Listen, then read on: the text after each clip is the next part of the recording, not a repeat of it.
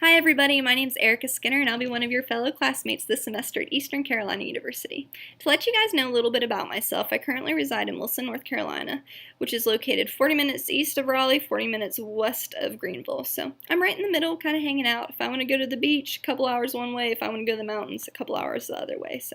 And then I have enough stuff here that I don't really have to leave town often, and if I have to, I do, and everything's right there. So, super convenient to me and definitely important considering of where I come from. For the majority of my life, I lived in a little village, yes village, located in eastern rural Ohio, known as Hopedale, Ohio. And it's a little baby village that consists of 900 people. So if you can imagine that, it is super tiny, and there is nothing there except for old people, cows, and tractors. It would take me about 20 minutes to go to the doctor's, 20 minutes to go to the grocery store, 45 minutes to drive to go shopping somewhere decent.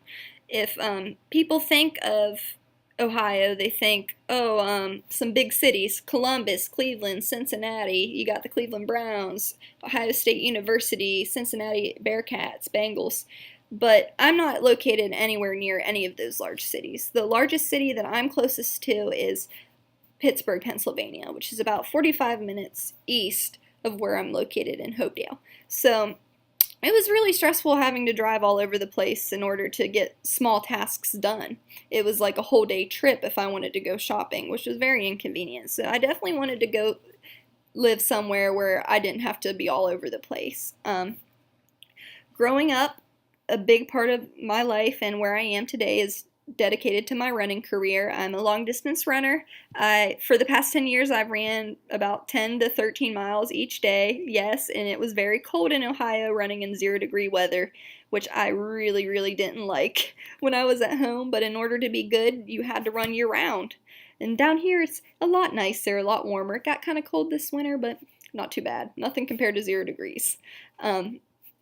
Also, with my running, it was kind of repetitive having to run like 5 laps around Hopedale every day in order to get a run in. But it was done, and I'm happy about where I am. I can't regret anything. The high school I went to was called Harrison Central High School. I graduated with 160 students, and that's including the fact that that's how many of the people that were around my age within a 45 to 40 mile radius around the high school, because there wasn't many high schools around, there were not many people, so they all had to go to the same place. Needless to say, took forever to get to school, took forever to go to anywhere. Super inconvenient. So at my high school, it was really sad because they never pushed us to go to college. So if it wasn't for my running career and my success, then there is no way I probably would have left. If you graduate from Harrison Central, you generally work in the deep coal mine or you work in the gas and oil company fracking, and that's about it. Not many of my friends left, and I didn't want to stay there. My grandpa always told me, like, yeah, Ericka, if you work really hard at this running, you're good enough, you'll go to college, you'll get a scholarship, you can go anywhere. Just keep working hard, keep working hard. And I took that to heart, and I was raised by my grandpa, and I mean, I was a 15-year-old little girl changing a tire on the side of the road for some grown man off the 22 highway. And it's little things like that that you learn, and 10 years old, mowing grass for money so I could go buy some Pokemon cards. You get a work ethic and you appreciate that later in life. So I can't appreciate my grandpa enough. He's done so much for me, major portion of my life. Things changed my junior year of high school. My dad was diagnosed with pancreatic cancer in April, and that was super hard. I was his only child. Even though he split with my mom when I was 2, we still kept in touch. He lived in Florida. I lived in Ohio with my mom. But it was never a strained relationship at all. We were always, when we were together, and it was great.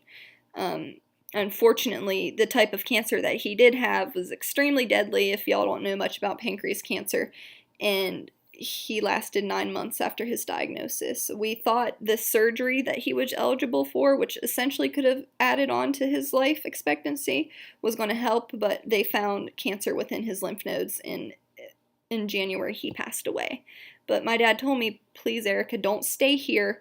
I know you have options to go to other schools and outside of Ohio and all over the place, just please just go and experience life outside of the Ohio Valley. And once he passed, I mean, it was right in the middle of my senior year. You're making all these life decisions, like, where do I want to go to school? I'm going to live here for 4 years. What do I want to do in life? I mean, this is a big time decision. It's a lot of money to go to college. And do I want to spend my time on this team for 4 years? And Barton College, when I visited there, I mean, they sent me flowers during my dad's funeral. They wanted to know how I was as a person, not just an athlete. And that was awesome to me. And I committed to them, and I've been running for Barton for 4 years, and I couldn't have made a better decision. It was a perfect fit for me.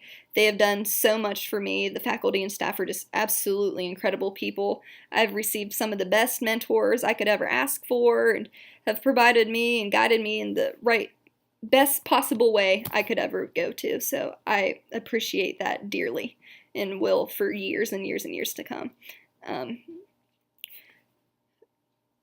Through Barton, I also joined some things that I'd be interested in, but they're kind of out of my character. Like, you never would have pursued them. Like, I was an orientation leader for 4 years, got really big into coordinating large events, and in a sorority, I was an executive board member for 2 years, and I'm not girly girl at all, but I loved everything that came out of that sorority. It was a wonderful experience, and I'm still a Delta Zeta today, and I just loved it. As a student ambassador for 4 years selling my school, I just fell in love, and my internship was at Longleaf Neuromedical Treatment Center my senior year, and if not many people know what Longleaf is, it's a 24-hour treatment facility located in Wilson, North Carolina. That basically means the people that reside there are permanently there.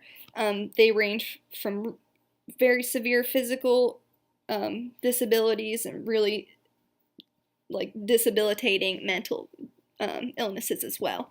So not many people, if you guys know anything about the nursing home facilities, will take people with behavioral problems.